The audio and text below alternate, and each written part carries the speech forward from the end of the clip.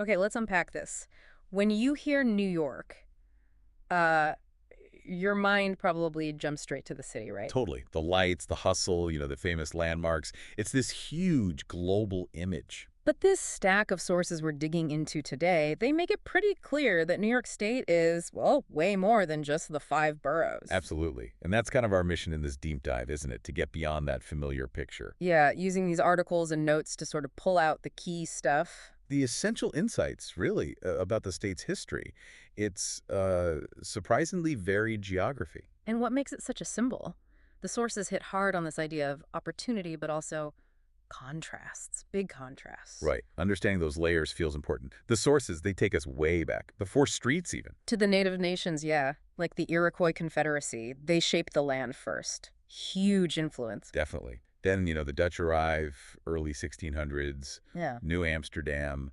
They really planted the seeds for trade there. And it's fascinating how fast it became central. hmm When the British took over, 1664, renamed it New York, its strategic value was already obvious.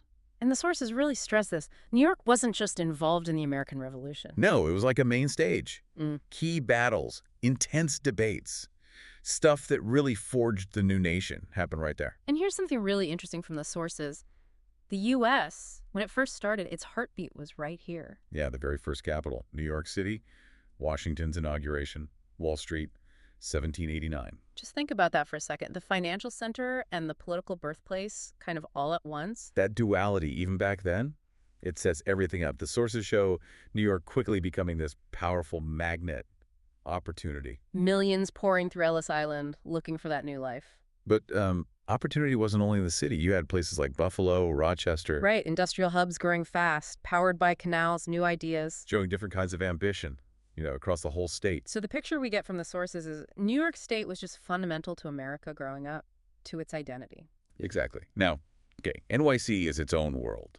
Statue of Liberty, Central Park, you can't ignore them. They're icons. But the sources are really pushing us to look further out. What else is there? And when you do venture out, wow, the scale of the contrasts is kind of staggering. Like the Adirondack Park. The sources highlight it. It's huge. One of the biggest protected areas in the lower 48, right? 6 million acres. That's serious wilderness. Mountains, lakes.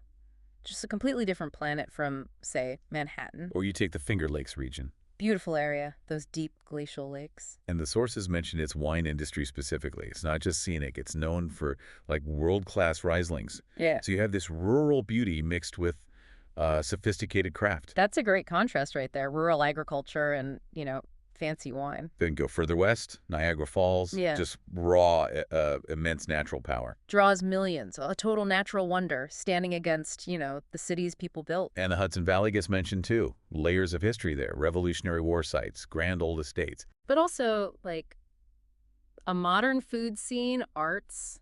It's got that mix. It's this incredible blend everywhere you look, it seems. Yeah. Wall Street, and maybe harbor seals in the Hudson.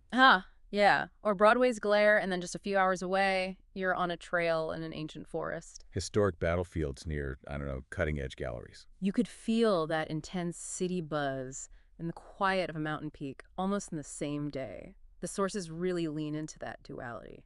They basically frame the whole state as an experience defined by these juxtapositions: financial power, natural power. History, innovation, global reach, preserved wilderness. Side by side. So, okay, what's the takeaway for you listening? This deep dive, based on these sources, it suggests understanding New York isn't just about listing places. No, it's about appreciating this constant tension, this dynamic between its different sides. Experiencing America's financial and cultural engine right next to these incredible landscapes and deep history. And the core argument that keeps coming up in these sources is that New York didn't just shape the nation way back when. Its unique features are still steering things, influencing the country's path. So we've journeyed through New York's layers, right? Beyond the city, seen the history in the land, the geography, creating these sharp divides. And the sources keep circling back to this theme. New York as an experience of profound contrasts. Wall Street versus wild forests. Broadway versus the backcountry. Which brings us to a final thought, something for you to chew on. The sources claim New York shaped the nation and still shapes the future. Okay. So thinking of everything we just talked about, that intense urban core versus huge preserved nature, the deep history versus constant reinvention, how might those specific contrasts keep driving what happens next? Not just for New York itself, but maybe influencing where the whole country goes. Exactly. How does that tension shape the future? Something to mull over.